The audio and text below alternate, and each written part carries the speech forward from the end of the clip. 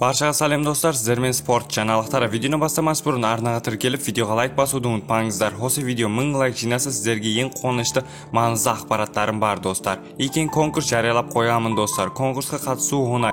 Әрбір видеоға кіріп, лайк басып, подписация болып, кен қоятын видеоларыма комментарий жазып, подписация боласыздар, болды. Арапта сіздерге ақшалай сыйлықтар беретін боламын. 14 нокауты бар қазақстандық Канелоны чемпиондығынан айырмақ. Супер орта салмақтағы Қазақстан боксшысы Али Ахмедов Геннадий Головкинмен карьерасы туралы сөйлескенін айтты деп хабарлайды. 27 жастағы қазақстандық өзінің түпкі мақсатына айтты. Ахмедов мексикалық Саул Канело Альварестегі WBS белбеуін көздеп жүрегінің мәнізді.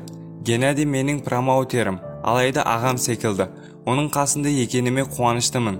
Алдында екеуміз 1,5 сағат менің болашағым туралы әңгімелестік. Мендегі мақсат жасыл сары белбеу.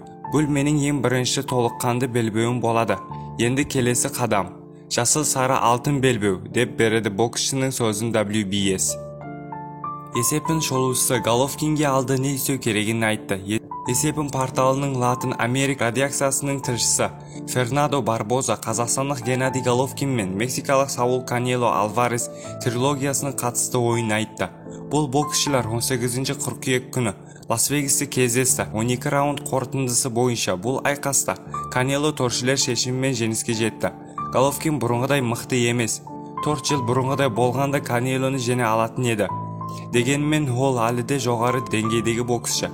Ол үшінші кездесуде шыдамдылық пен шеберлігін көрсетті, бірақ күші жетпеді. Қалған жағынан оның деңгейі төмендемеді. Орта салмақта Головкин әлі 2-3 кездесуде ол белбеулерін сәтті қорғай алады. Бастысы қарсыластары дұрыстап таңдау керек, деді Барбоза. Сіздермен спорт жаңалықтары болды. Арнаға тіркеліп, видеоға лайк басуды ұмытпаңыздар.